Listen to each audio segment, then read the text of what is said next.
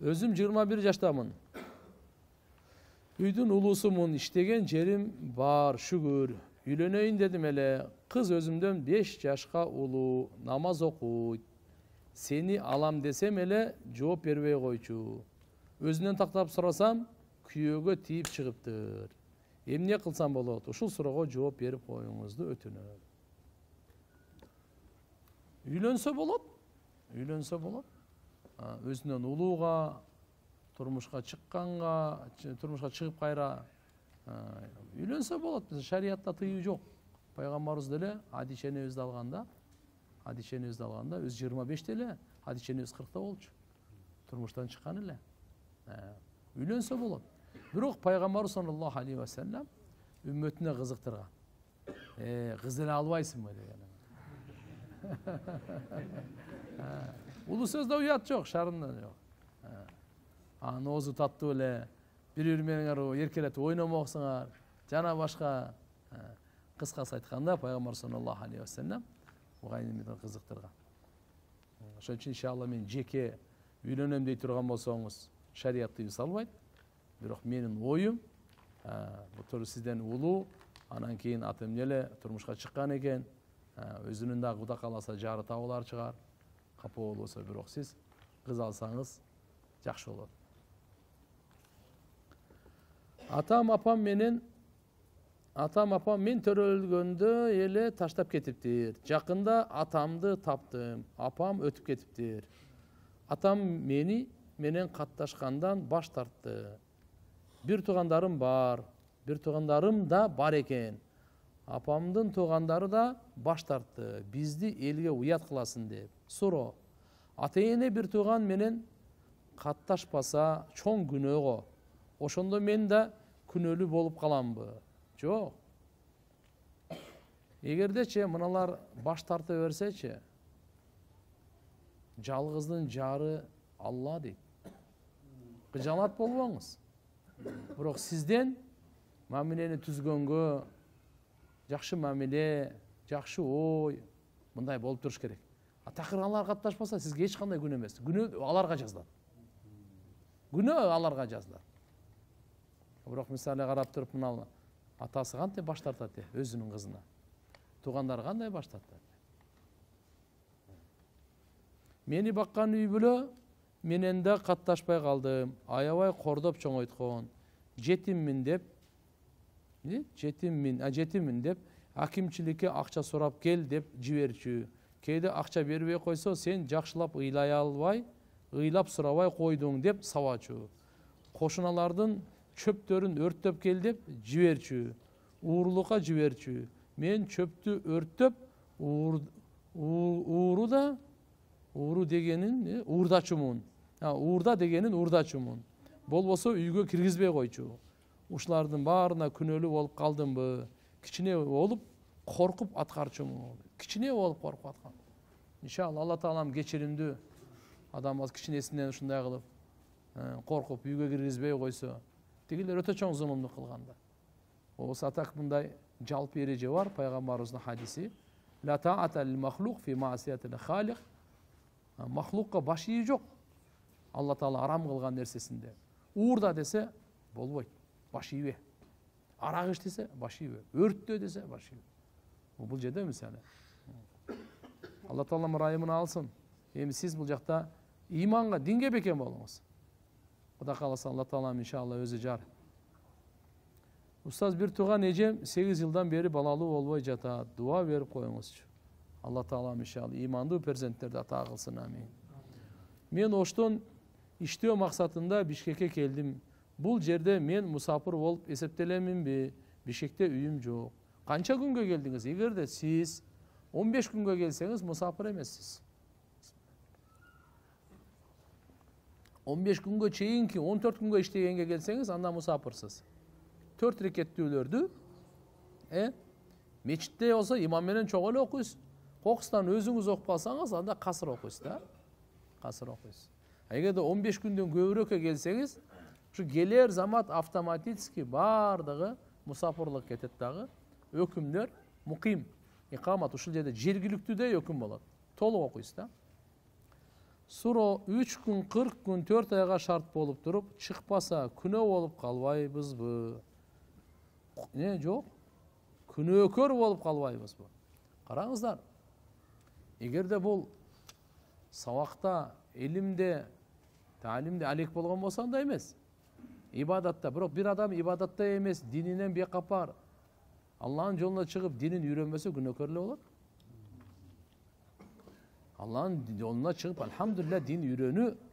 Тугандар мындай да. Пайгамбар саллаллаху алейхи ва саллям ар бир үммөтүн даватчы кылган.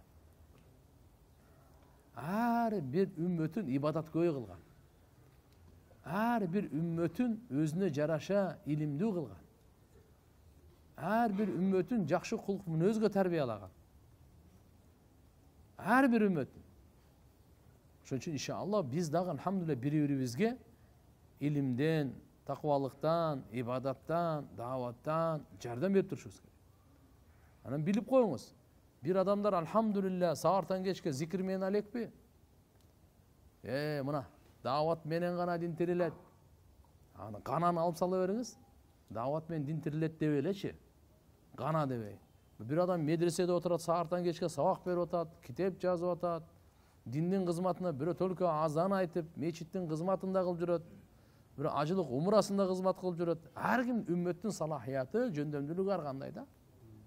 Ошон үчүн иншалла эч качан бири-бирине кагыштырбаш керек. Алхамдулилля, бул дагы диндин кызматын кылып атат, өтө улуу кызмат кылып атат. Аны дагы кадырлап, негизи өзүңүз буну максат кылып жашооңузда дават ишти алып кете бериш керек. Бардыгы менен жакшы мамиле, бардыгына жакшы сыйдай болуш. Эки суроом бар болчу. Жакында үй сатып алган болчумун. Бирок кошуналар бул үйдөн өлүм чыкты деп коркутушту. Эмне кылсам болот? Кайсыл үйдө өлүп чыккан эмес ушунай? Ааламда андай үй жок болсо керек, өлүк чыкпаган, Кызык эле. Бул үйдөн өлүк чыкты, ошон үчүн үйдү албай эле коелу. Кайсыл үйдөн өлүк жок? Өлүк чыккан эмес. Бардык үйдөн өлүк чыккан. Аллаху акбар. Бир риваятта келет. Өлүм периштеси жан алып кеткенде ал үй сүрлүү болуп калат да. Бардык адамдары кайгыга батып калат. Кайгыга батканда келет экен, көп эле кайгыра бербегин, мен дагы келем дейт экен да. Акыркыңарды бүтүргөнгө чейин келе берем дейт. Ошон үчүн ал ар бир үйгө келет. Ушу келип берип ошо токтоп калбайт, келе берет ал. Бүткөнгө чейин. Ааламдагы инсан бар бүткөнгө чейин келет ал. Өзү учурунда келет. Анын үчүн өзүнө кыжалат болуп эле качан келет экен, эмне болот экен, кайгыра берген кереги жок. Ал чечилген нерсе ал. Кимге, каерде келет, бар чечилген. Качан келет, кайсыл жерде, экөө тең чечилген. Качан? Кайсыл жерде. Анан көрөк жүрөк таза кармай бериң, ибадатты күчөйтө бериң, арамдан сактана бериң, колдон келишинче адамдар жакшылыкка чакыра бериң, ихлас менен бекем, алхамдулилля.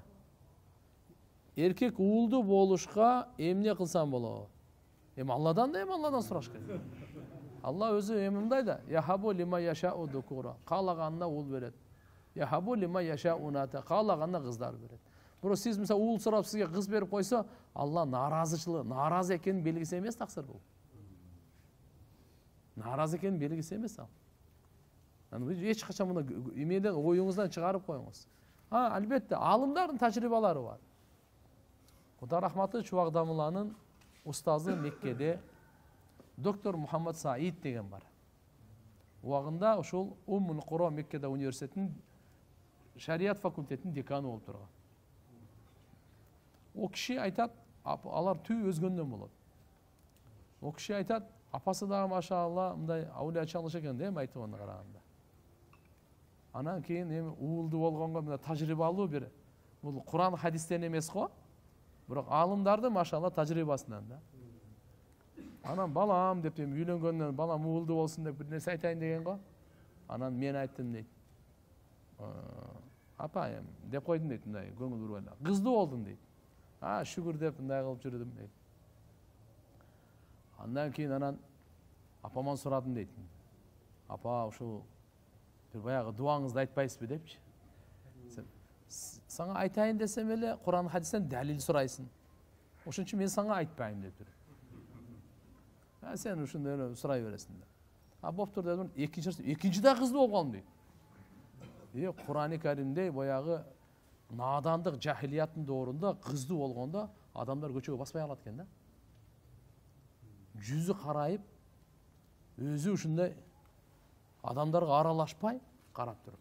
Ушу намыз болуп, намыз кылып, астагфирулла. Болсо пайгамбарыбыз кайсыл үйдө биринчи кыз төрөлсө, ошол үйгө менин саламым болсун дейт. Жөнөкөй эмес да, уулга айтылган эмес. Кызга айтылган. Аллах. Кыздын даражасы канча бол? Пайгамбарыбыз саллаллаху алейхи вассалам урпактарычы бүгүнкү күнгө чейин уулдан эмес кыздан таркаган. Фатима энебизден. Мейли. Башка сөзгө өтпөйлүп, анан кийин экинчисинде болуп калды дейт. Анан айтым, кой апа, бербесеңиз болбой калды деп. Сен сурай бересиң, сен жок сурабайм деп болуптур деп. Андан кийин эмне десе анан боюнда болгондо 40 күндүн ичинде 40 күндүн ичинде ошол жерге өзүң колуң менен арабча эле мындай кол барбы? Ручка менен жазып жүрбөйлү анан. Ошо аялыңын ичине Аллахумма инни саммайту ма фи хадал бат Мухаммадан деп. Ушундай деп жаздым. Анан уулду болуп калса болот дейт. Аллах акбар дедим. Уулду болуп сүйүнүп, машалла, Алла таалам берди. Эми бул себеп аткарылып койду мындай. Кийин дагы боюнда ооруп калды. Ал уул төрөгөндөн кийинчи, андан кийин жаздым дейт. Аллахумма инни саммайту ма фи хадал бат Мухаммадан ва Ахмадан деп. Мухаммад Ахмад деп койду. Эки уулду берсе болобу Алла таала дейт. Аллаху акбар. Ошентип өзүнөн уккан сөзүм да менчи. Алла таалам өмүрүнө береке берсин, кичине ооруп атат. Алла таалам ден соолук берсин. Машалла, улуу адамдар, көп жакшылык кылган адамдар. Кыргызстандан көп ажыларга кызмат кылган адамдар. Вот ошо киши анан кийин ушуну мен көп эле адамдар менен тажрыйба кылып сурагандаргачы. Мындай кылыңыз дедим да. Бирок алхамдулилла баардыгы эле уулду болушту да. Бирөө дагы андай болуп калды, мындай болуп калды деген жок. Эми ихласыңызга жараша. Анан атак эгерде ошондой болсо дагы кокустан кыз берип калса, сиз кыжалат болбоңуз. Алхамдулилла. Алланын улуу белеги. Ай теңир деген атты өзгөртүш керекпи? Жообуңузга рахмат. Ай теңир. Өзгөртүп койсоңуз жакшы го дейм. Кээ бирлер азыр бар да мындай. Мына айды теңир дегендер бар да. Кудай дегендер бар да. Же болбосо эгерде мисалы Кудай деп айта алган болсок, мурда бул сөз теңир деген сөз бар го. Өзүнүн мазмуну баардыгы туура эле да. Кийинкилер эле мындай ар нерсе кылып салды да муну. Тоону деле, тигинде эле, көктө ар бир нерсени көрө теңир дегенде. Теңир деген мына теңи жок деген. Теңир деген баардыгына тегиз тең деген. Кандай деген жакшы сөздү. Тегиз тең дегени мынаке Аллаху акбар. Баардыгына бирдей деген сөз. Теңи жок. Теңир деген теңи жок. Ал ай, күн булар тең эмес Алла таалага. Лам якун лаху куфуан ахад маниси да. Лам якун лаху куфуан ахад. Анын эч кандайга тең жок деген. Бирок ошончомдуктан мына ай теңир деген маани кичине болот, өзгөртүп коюңуз. Yo'qsa biri chaqirganda деле эгерде бул ай болбосо, жөн эле чакырса, ай теңир деп, ал да туура эмес болуп калат. Менин атым Бекзат. Сизге бере турган суроом төмөнгүчө. Сүйүктүү пайгамбар саллаллаху алейхи ва саллям кылган тасбихатын пайдасы кандай жана эмнеге азыр көп кылынбайт? Чоң рахмат. Эмне кайсы тасбихаты? Тасбихат көп эле кылынат. Тасбихат, субханаллах, алхамдулилlah, Аллаху акбар, шулар баарын тасбихат деп кое берет. Тасбихати Фатима деп коет. Фатима энебиз бар го, жатаарда субханаллахны 33, алхамдулилlah 33, Аллаху акбарды 34 айтып коет. Бул дагы мисалы бар. Эгерде сиздин мына максатыңыз, сурап аткан максатыңыз тасбих намаз болсо, анда бөлөк кеп. Сиз тасбихат деп берипсиз, эми тасбихат деген мындай эле. Тасбих намаз ал бөлөк. Аны пайгамбарыбыз Аббас разияллаху анху айткан авасына күн сайын бир окуп коюңуз деген. Бир жолу окуп коюңуз. 10 түрлүү күнөө кечирилет да. мен сізге ушундай 10 кыслат берейинби, касиет берейинби деп пайгамбарыбыз аба аба деп айтканда, аябайчы. Мурунку күнөөлөр барго, ошолор эски күнөөлөр кечирилет деген. Жаңы күнөөлөр кечирилет деген. Чоң күнөөлөр кечирилет деген. Кичине күнөөлөр кечирилет деген. Атайлап кылган күнөөлөр кечирилет. Билбей кылган күнөөлөр кечирилет деген. Жалгыз кылган күнөөлөр кечирилет. Групповой кылган күнөөлөр кечирилет. Ашкере кылган кечирилет. Жашыруун кылган күнөөлөр кечирилет деген. Эгерде аны күн сайын окуй албасаңыз, анда жумасына бир жолу окуп коюңуз деген. Жумасына да мүмкүнчүлүк болбосо, айына бир жолу, болбосо жылына бир жолу, болбосо өмүрүңүздө бир жолу сөзсүз окуп коюң деген. Ошо салату таспих да. Таспих намазы деп бар. Фазаил амалдар деле башка китептерде бар. Жол жобосун карасаңыздар болот, кичине зикирлер бар. Субханаллах, алхамдулилlah, ва ла илаха иллаллах, аллаху акбар. Ошону ар биринде рекетте 75, 300 жол айтылды. Устаз, риядан кантип сактанса болот? Риядан сактанганга Алладан дуа кылыш, жардам сураш керек. Жардам сураш керек. Ар бир кылып аткан амалыңыздан өзүңүздөн бир сурап коюңуз, ким үчүн кылып атасың деп. Андан кийин адамдар ихластуулукка даават да бериш керек. Риянын жамандыгын баян кылыш керек. Ата эне жалпы мусулман бир туугандарга дуа кылып кое аласызбы? Ден соолугу үчүн болсун. Амин. Кудай кааласа, Алла таалам бардык мусулмандардын ден соолугун чың кылсын. Мен досум бир кыз менен кыз жигит болуп жүрөт. Устаз, зына деген эмне дейт? Менин досум бир кыз менен кыз жигит болуп жүрөт. Бул туурабы? Досума катуу эскертүү кылып кое аласызбы суранычы болбойт. Зына деген никесиз кошулууну зына деп айтат. Пайгамбар саллаллаху алейхи вассалам айткан, көз дагы зына кылат, тил дагы зына кылат, кол дагы зына кылат, кулак дагы зына кылат. Даже пайгамбардын бир хадиси бар мындай. Кайсы аял атыр себинип чыкса көчөгө, ушу намахрам эркектер жыттасын депчи. Ошону айткан пайгамбар, ушу зынакор деген. Туугандар, иншалла мынадан кайсы коомдун жаштары таза болсо, келечек ошолордо. Зынакор болсо, буну кесепети өтө жаман. Адамдын ата бабаларыңар укпаган ооруларга чалдыгасыңар деген. Кан төгүү көп болот, жер титрейт деген. Толтура. Кудайым сактасын баарыбызды, бала чакабызды, элибизди. Чет өлкөдө жайгашкан эки башка окуу жайга тапшырган болчу. Кайсынысы мен үчүн жакшыраак экенин билбей жатам. Жардам берип коесузбу? Истихара намазын кантип туура окуу керек? Белгилери кандай болуп келет? Мындай, эки окууга тең тапшырган болсоңуз, экөөнө тең өтүп калсаңыз, мындай караңыз. Бирөөсү мусулман мамлекетте, экинчиси мусулман эмес, анда мусулманга барасыз. Экөө тең мусулман мамлекетиндеби? Экөө тең мусулман мамлекетинде. Болсо анда истихара кыласыз. Экөө тең капыр мамлекетте болсо, анда истихара кыласыз. Барып окуп келсе болот. Бирок бул жакта иманды бекемдеп, алардын тажрыйбаларын, пайдалуу нерселерин, технология, билим өнүгүп кетти. Алып элибизге алып келиң. Бул бизге керек нерсе. Биз өнүгөйлү, өсөйлү, бул керек нерсе. Бирок Кудай сактасын, тияка барып бузулуп, бузукулукту алып келбең да. Өзүң барып бузулуп, анан келип туруп элди бузба. Андай бузукулукка алып келбеген. Алхамдулилlah, ал жактан барып башка жакта пайдалуу нерселер алып келсе, бизге керектүү нерселер ал. Билим нерсе. Так, менин суроом музыкага байланыштуу болчу. Ажеке, мисалы мен ырчы болуп, бирок ошол эле убакта намазды калтырбай окуп, маанилүү ырларды жазсам кандай болот, ажеке? Мейли? Маанилүү ырларга шарият тыюу салбайт. Маанилүү деген эми кандай мисалы? Адамдарды ибадатка ойгото турган, ынтымакка чакыра турган, мекенди сүйүүгө, Алланы сүйүүгө, пайгамбарыбызды ахиретке даярдана турган, күнөөлөрдү таштап, күнөөлөр жиркене турган. Мейли? Бизде текеберлик бар, же жок экенин кантип билебиз? Оңой эле билесиз. Башкаларды өзүңүздөн жогору көрөсүзбү же төмөн көрөсүзбү? Төмөн көрсөңүз ошо текеберлик да.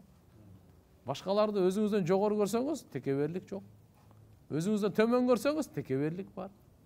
Бул бир. Экинчиси, оңой эле белгиси. Акыйкатты кабыл аласызбы же туруп турсун дейсизби? Туруп турсун десеңиз текеберлик. Кабыл алсаңыз, алхамдулилlah, текеберлик эмес. Пайгамбарыбыз эки нерсени текеберлик деген. Батарул хак ва гамтун нас. Гамтун нас адамдарды кемсинтүү, акыйкаттан жүз үйрүү. Сакал коюу сүннөтпү же важиппи? Кээ бири сүннөт дейт, кээ бири бирөөсү важип дейт, кимисиники туура дейт. Аллаху акбар. Экөө тең туура. Экөө тең туура. Сүннөт дегени Курандан эмес, сүннөттөн, пайгамбарыбыздан айтылган. Важип дегени пайгамбарыбыздан айтылган важип деген сөз. Пайгамбарыбыздын кээ бир сөзү важип, кээ бир сөзү сүннөт, кээ бир сөзү мустахаб. Түшүндүңүзбү? Демек сакал коюу өзү важип. Сүннөт дегени бул Куранда эмес, мисалы витр важип бар го? Иә. Бул каяктан важип? Бул сүннөт, сабата мина сунна. Важип, сабата мина сунна. Сүннөттөн сабит болгон важип. Себеп дегенде өзү пайгамбарыбыздын доорунда сакалды карап туруңуз. Сахабалар сураган эмес да. Важиппи, сүннөтпү депчи. Пайгамбарыбыздын буйругу важиптен да жогору деп аткарат эле да. Бирден суроо эмес, пайгамбарыбыз буйрук берген да. Сакалды өстүргүлө, сакалды койгула, ауфулуха, архулуха, канча деген эле. Биз кол күрөштүрө турчу стол жасаганбыз. Андай столдар аябай аз экенине байланыштуу биз ал столду акылуу кылганбыз. Так, анын акысы мындай. Эки адам кол күрөштүрсө, кимиси утулса, столдун акысын төлөйт. Утканы болсо, бекер күрөштүргөн болот. Суроо ошондон түшкөн акча адалбы? Жок, адал болбой калат. Анан көрөк экөө тең ошол кол күрөштүрө турган төлөсүн дагы столдун акысын берип койсун. 5 сомдон 10 сом чыгарып берип койсун. Болду, каалагандай күрөштүрө берсин алар. Өзү саатын чектеп койгула, мейли.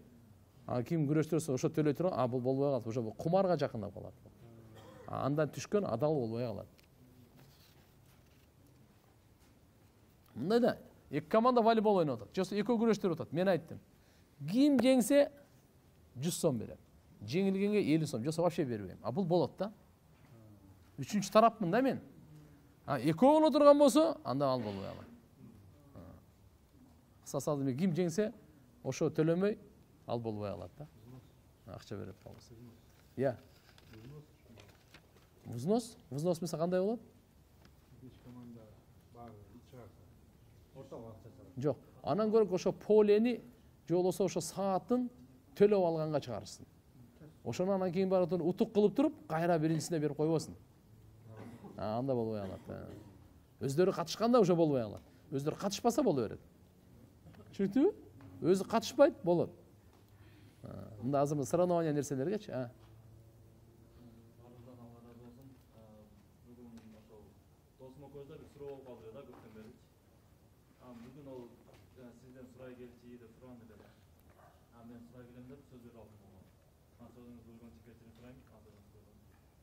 Taqdir masalesinde deydi. Taqdir masalesinde men ayttım. Бирок экөөбүздүн илимиз жок. Тaqdir маселесинде Аллахтын бардыгыбызды жаратты, бизди сыноо үчүн деп айттым мен. Ойду түшүндүрүп. Бизге мындай жолдорду коюп койгон, нерсени калоону берип койгон. Биздин мындай тaqdirыбыз уже бизге чечилген. Бирок биз өзүбүз мындай тандап барабыз дедим да. Бирок Аллахтын алдын ала келе турган нерселерди бизге уже билип коюп койгон тaqdir десем, ол кантип ондай болбойт да деп, ошондой деп. Мындай. Биз бирөөнү ишендиргенге ишеним бул жүрөктүн амалы да. Хоп, ишендим деп коюп жүрөгүндө ишенбесе эмне дейсиң? Мисалы да. Ошон үчүн иман, ишеним булар мажбур болбойт. Так, тагдырга иман келтирүү бул фарз айн. Не деп иман келтиребиз тагдырга? Жараткан Алла субханаху ва таала бардыгын билет, бардыгын тактап жазып койгон деп иман келтиребиз. Бирок ушул кызыктуусу ушул, сенин пешенеңе эмне деп жазган, менин пешенемге ушу белгисиз да. Ошон үчүн пайгамбар саллаллаху алейхи ва саллям сахабаларга айткан, угуп алыңыз. Алла таала бардыгын билет жазып койгон дегенде сахабалар айтышты ушул сөздү. Андай болсо бейишке кире турган бейиш деп жазып койсо, амал кылбай эле койсоң баары бейишке кирет да. Дозокко кире турган дозок деп жазып койсо, амал кылбай эле койсоң баары дозокко кирет экен dedi. Пайгамбар андай да. Акылдуу жооп берди, карап тур, кандай сонун жооп берди. Акылга, биздин акылыбызга сыга турган. Пайгамбарыбыздын ар бир сөзү эле алхамдулилля акылдан жогору го. Биздин акылыбызга сыга турган кандай. Ким кайсы жака жаралса, ошол амалды кылышага оңой боло берет деди. Силер деди, бир сахабалар тагдырга таянып отуруп калган жок да. Амал кылабыз, кылбасак деле, кылсак деле болот деп. Жок. Пайгамбарыбыз айтты, амалды кыла бергиле. Ким кайсы жака жаралса, ошол амалы ага жеңил болот. Бейишке жаралганга бейиштин амалы, дозокко жаралганга дозоктун амалы жеңил боло берет. Бирөөгө чын сүйлөгөн жеңил, бирөөгө жалган айткан жеңил. Бирөөгө берешең берген жеңил, бирөөгө зулумду кылып уурдаган жеңил да. Ой. Анан тагдыр маселесинде туугандар, пайгамбарыбыз айткан, тартышпагыла деген. Силерден мурунку коомдор тагдыр тууралуу тартышып жок болуп кеткен деген. Азандан кийин өз убагында айтылып атабы? Убакыт барбы азандан кийин жокпу? Иә. Азанга жооп берели?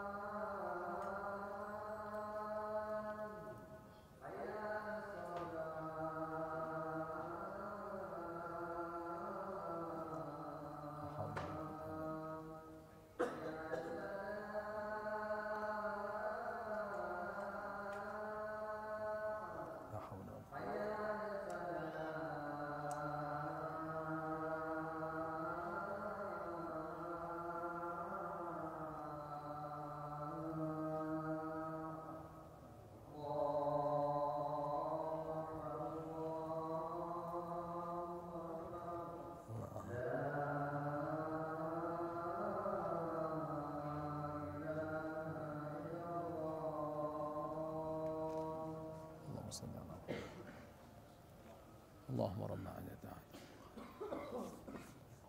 afona. Estегенде кошумчада тагдыр Алланын сыры. Алланын секрети да. Аны ачканга аракет кылбай эле кой. Алланын сыры. Ага бизге акылыбыз жетпейт. Албетте Алла бардык нерсеси Алла тааланын тагдыры. Жакшылык да, жаман да тагдыры менен. Так. Жин кирип кеткендин белгилери кандай? Өзүм намаз, Куран окуймбу? Кандай болот? Ошондой белгилер болсо эмне кылыш керек? Эми бунун белгилери мындай. Сөзүнөн деле, өңүнөн деле, көзүнөн деле билине баштайт. Андай болсо окутуш керек. Окутуш керек. Өзүнө да көп дем салыш керек. Коркуу, капа, күмөн саноо көп болуп жатат, эмне кылыш керек? Сиз зикирди күчөйтүңүз, Куранды окуңуз. Куранды окуй бериңиздер, бардыгына Курандары да. Жамаат менен мага дуа кылып коюңуздарчы. Атым Манап рахмат. Алла таалам баарыбызды кабыл кылсын. Бир адам намаз окуйт, зикир кылат, мечитке каттайт, даватка чыгат, бирок кыйынчылык келгенде же жалкоолонгондо намаздары окулбай, зикирлери кылынбай калса, бул адам фасык болуп калабы? Фасык деген кандай түшүнөбүз? Фасык болуп калат да. Туугандар, намаз бүгүн окуп, эртеге таштап кое турган нерсе эмес ал. Даватка чыкканда окуп кайра. Албетте эми барып көч оңолот дегендей, Москва бир күндө курулган эмес. Иншалла карап туруп, бирок кайра чыгып туруш керек. Вот ошондон бекемделет иншалла. Устаз, ширк кылган адам тооба кылса, Алла кечиреби? Тооба кылса кечирет. Алкымга келип калганга чейин эле бул Кудайым бурса тооба кылса, 50 жылдык, 40 жылдык, 60 жылдык ширк кечирилет, жөн эле. Алла таалам кечиримдүү зат. Өлгөндөн мурда өлүм төшөгүнөн ошо гаргыра деп коет, алкымга келгенге чейин эле тооба кылса, Кудай кааласа кечирилет. Менин 4 балам бар. Ипотекага үй алсам болобу? Жалгыз боймун, үйүм жок. Ислам принцип каржылоолоруна карап алыңыз. Суроо мындай: мен турмушка чыкканга 10 жыл болду. 3 баланын энесимин. 10 жыл бою сиңдилерим асылган, кайын сиңдилерим асылганын токтобой койду. Жолдошум да калыс сөзүн сүйлөбөй бир туугандарына болушат. Жолдошум иштебей үйдө жатат. 3 баламды жолдошумду кошуп багып келем. Талак бир эмес 3 жолу берген. Ажырашсамбы деп ойлонуп жатам. Кандай кылсам болот? Кеңеш күтөм. Рахмат. Бир эмес 3 жол бергенден кийин уже ажыраштыңар ал. Ажырашсамбы деген эми суроо жок бул жерде. Талак түшкөн болуп эсептелинет. Мен экинчи аялмын. Тийгениме 2 жыл болду. Акыркы убактарда күйөөмдү өтө кызганып, ар кандай жаман ойлор келип жатат. Биринчи аялы жөнүндө жаман ой, бирок өзүнө айтпайм, жүрөгү оорубасын деп. Ар кандай ойлоп эле өзүмдү жей берем. Кандай кылсам болот? Кеңешиңизди күтөмүн. Сиз биринчиден өзүңүздү кыйнабаңыз. Оорукчан болуп каласыз. Башкага жаман ойлобоңуз. Булардын баардыгын дарысы алхамдулилlah сиз ла хаула ва ла куввата илля биллахны көп айтыңыз. Алланын тагдыры экен. Эң негизгиси бакытты күйөөңүз бербейт. Ошо күйөөңүздүн биринчи аялы бербейт. Бакытты Алла берет. Алла субханаху ва тааля бактылыкты Алла берет. Кээде бир аял менен деле бактылуу боло албайт. Кээ бирлери 3-4 аялы менен деле бактылуу болуп калат. Бул жараткан Алла тааланын мыйзамы чеги. Демек ар бир инсандын бактысы жараткан Алланын колунда. Ошон үчүн Алла менен байланыш түздөөңүз. Алла таалага чын болуңуз, жакшы иштерди күчөйтө бериң. Жаман ойлор өзүнөн өзү кетет, жок болот. Жолдошум көп кыздар менен сүйлөшүп жатат. Не кылсам болот? Дааватка чыгарыңыз. Дарысы ушул. Аз болсо үйдө отурса, телефонду кармап, андан бошобойт ошол болуп. Шайтандын азгырыгы бул. Жай намазда намаз окуганда жай намаздын үстүндө туруш керекпи? Сөзсүз. Же буту менен үстүнө турбаса деле болобу? Жок, мына карап көрүңүз. Эгерде жай намаздын үстүнө берки жак таза болсо, ал жерде турсаңыз деле болот. Жай намаз үстү кыскасы жер таза болсун да. Жай намазды эмне үчүн салып коебуз? Асты күмөн болгондуктан үстүнө салып коебуз жай намазды. Эгерде таза болсо жай намаз салган деле кереги жок.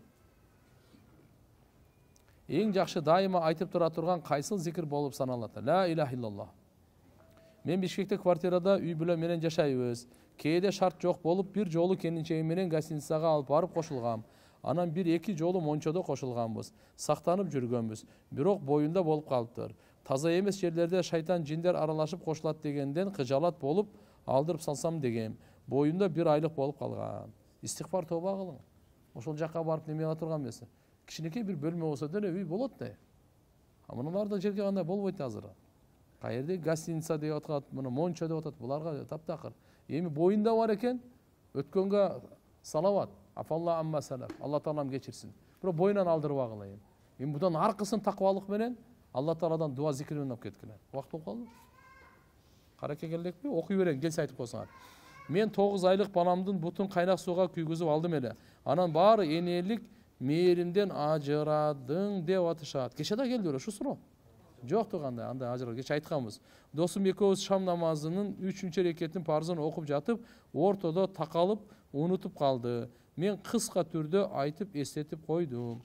Эгерде ал имам болуп унутуп калган болсо, эстетип койсоңуз, лукма бердиңиз. Намаз боло берет, экөөң ортук деген нормально. Ассаламу алейкум. Башым дайыма ооруйт. Жыл сайын көрүнөм, бирок натыйжа жок. Эмне кылсам болот? Хижама кылыңыз. Мына айы болот го, мына 19-чу 17, 19, 21. Азыр эми өтүп кетти бул эми. Кийинки айга келгенде сафар ай келет. Бүгүн 25 болуп калды. Ошо сафар айда 17 жакшы билген хижамага иншалла алдырыңыз. Кудай кааласа Алла таалам шифа берет иншалла. Жакшы болуп кетесиз. Кээ бир адамдар бейиштен түшкөн кара таш эмнеге түштү деп бир кара ташты айланышат деп маскарлашат. Ошолорго эмне жооп берсе болот? Аларга андай акылы жокторго жооп унчукпай коюу да. Жооп берген кереги жок адамдарга. Аларга жооп берген кереги бар? Аны маскарлай турган. Кара ташты алхамдулилlah сый урмат менен. Ал жерге барып сыйынып аткан жери жок. Пайгамбарыбыз сыйлап, бейиштен түшкөн таш экен деп өөп койду. Мисалы биз апабыздын колун сыйлап пешенесинен өп койсок, ошого сыйынган деген мааниде эмес, кичине мээ керек да мындайларга азмаз. Бар мээсин жок кылган болсом эмне деп айтасың дейм. Эмне? Анан ал сый, урмат деп коет. Атаң келген отура бересиңби? Туруп коесуң да. Алхамдулилля. Кудум ошондой эле кара ташты пайгамбарыбыз өп, Алла Тааланын алхамдулилля ушундай бул дүйнөдөгү бир белги, ыйык ташы депчи. Hazreti Umar разияллаху ошончо айтканда, өп туруп айтканда не деген? Таш сенин пайда дагы жок, зыян дагы жок. Мыналар угуп алсын жакшылап. Биз ташка сыймайбыз. Пайда дагы жок, сенин зыян дагы жок. Пайгамбарыбыз өптү, ошон үчүн эле өп атам деп. Мынакей, пайгамбарыбыз өптү, ошон үчүн өп атам деп. Пайгамбар сыйлап өптү, биз да өп коебуз. Тегеренбиз биз Алла Таалага. Биз о ташка карап сыйынып аткан жерибиз жок. Бул биримдүүлүк керек үчүн. Ошон үчүн Алла субханаху ошол чакырды. Ошон үчүн нафил намазда бизге ачык эле айтылат. Мен мисалы азыр Бишкектен Көлгө кетип атам. Кыбла аркамда. Нафил намазды окуйм көтөрүп. Fa aynama tuwallu fasamma wajhullah. Каяка гана карабагын, жараткан Алла субханаху ва таала. Жүздөнөсүң, каяка гана караба. Алланын ырайымы ошол. Ушул жерден мына бизге окшогон мындагы булар ташка сыйынат, булар деле ошо бут параст, булар ушундай тегерен ушундай дегендерге мына спокойно алардын далили сынат да. Каза намаздарды окуса деле ахиретте жазадан кутулбайбы? Жок, кутулат иншалла. Эмнеге кутулбайт? Окуп берип атпайбы? Убагында окуй албай калган, казасын окуп атат. Болсо тиякта сурагы бар. Ошон үчүн кимдин мойнунда казалар болсо, таксалар казаларды баштагыла.